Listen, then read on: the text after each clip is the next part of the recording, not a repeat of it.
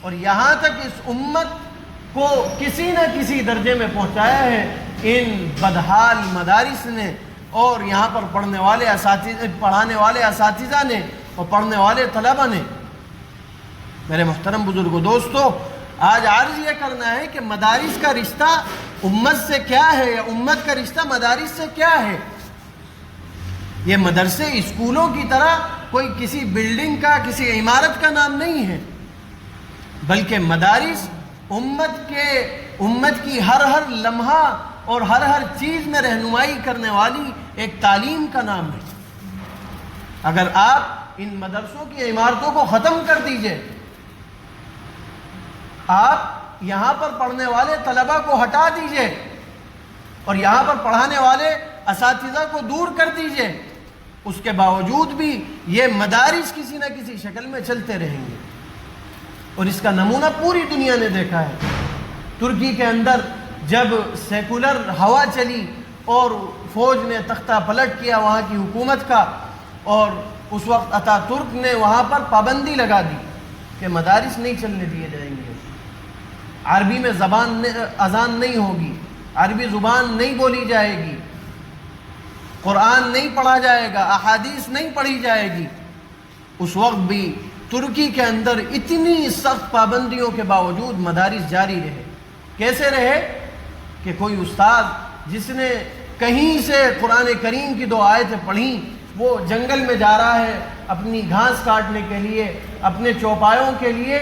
ان کا چارہ کاٹنے کے لیے، وہیں پر 2-3 لوگوں کو بٹھا لیتا ہے اور جو آیتیں اس نے پڑھی ہیں وہ ان لوگوں کو سکھا دیتا ہے۔ تو یہ سمجھنا، اگر کوئی یہ سمجھتا ہے اور اس کے ذہن کے کسی بھی خلیے کے اندر یہ بات موجود ہے کہ ان بلڈنگوں کو، ان عمارتوں کو ختم کرنے سے مدارس ختم ہو جائیں گے، تو اس کے دماغ کی بھول ہے۔ یہ مدارس ختم نہیں ہوں گے بلکہ اور زیادہ بڑھیں گے۔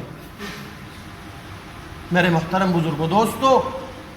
اس لیے یہ بڑھیں گے کیونکہ ان کا رشتہ آقا نامدار محمد عربی صلی اللہ علیہ وسلم سے ہے۔ یہاں پر تعلیم اس پیغمبر کی دی جاتی ہے، یہاں پر بات اللہ کی جاتی ہے، یہاں پر دن و رات قال اللہ و قال الرسول کی صدائیں بلند ہوتی ہیں، یہاں پر قرآن کی تصحیح کا کام کیا جاتا ہے، یہاں پر ایک بے ڈھنگے انسان کو صحیح ایمان والا بنایا جاتا ہے۔ مجھے اس بات کو کہنے میں کوئی شرم اور نہیں ہے، بلکہ افسوس ہے کہ مدارس کا بہت بڑا نظام ایسا ہے جو اپنی اصل پر باقی نہیں رہا۔ بہت سی چیزیں ایسی ہیں جو جس طرح ہونی چاہیے تھی اور جس اخلاص کے ساتھ ہونی چاہیے تھی اور جس طرز پر ہونی چاہیے تھی وہ باقی نہیں رہی۔ مدارس کا مالی نظام، مدارس میں آنے والا چندہ جو قوم کا پیسہ ہوتا ہے، اس کی صحیح طور پر جس طریقے سے امانت کو رکھا جاتا ہے، اس طرح اس کو امانت کو رکھنے کا کام نہیں ہوا، اس طرح ہم نے صحیح طور پر امانت داری اس سلسلے میں نہیں دکھائی جس طرح دکھانی چاہیے تھی۔ یہی وجہ ہے کہ آج غیروں کی نظریں مدارس پر ہیں، مدارس کے نظام پر ہیں، مدارس کے معاملات پر ہیں، لیکن یہ ہر مسلمان اپنا عقیدہ رکھے اور ہر مسلمان اس بات پر یقین رکھے کہ کوئی بھی حکومت آ جائے، کیسے بھی حالات آ جائیں، مدارس کی عمارتیں ختم کی جا سکتی ہیں، مدارس کے نظام کو ختم نہیں کیا جا سکتا، کیونکہ امت کو اس کے پیغمبر سے، اس کی تعلیم سے، اس کے قرآن سے، اس کے پیغمبر کی احادیث سے نہیں کاٹا جا سکتا۔ میرے محترم بزرگوں، دوستو، اس وقت جب ایسے حالات آ رہے ہیں اور آئے دن کوئی نیا فتنہ اٹھایا جاتا ہے، کبھی NRC کے نام پر، کبھی CAA کے نام پر، کبھی گھر واپسی کے نام پر، کبھی لو جہاد کے نام پر، کبھی 3 طلاق کے نام پر، اور اب مدارس کے نام پر، یہ کس لیے کیا جاتا ہے کہ امت کے ان افراد کو خوفزدہ کر دیا جائے جو دین سے دور ہیں۔ ان کو یہ لگنے لگے کہ اب مسلمانوں کا اس ملک کے اندر کچھ نہیں ہونے والا۔ میرے عزیزوں، مسلمانوں پر ابھی حالات نہیں آئے، اس سے زیادہ سخت حالات مسلمان اور یہ امت دیکھ چکی ہے۔ خود میں اور آپ دیکھیں اپنے پیغمبر محمد عربی صلی اللہ علیہ وسلم کی زندگی کو، کہ جو آپ کی 13 سالہ مکہ المکرمہ کی زندگی ہے، روز اس سے بڑے بڑے حالات آپ کے ساتھ پیش آتے تھے۔ روز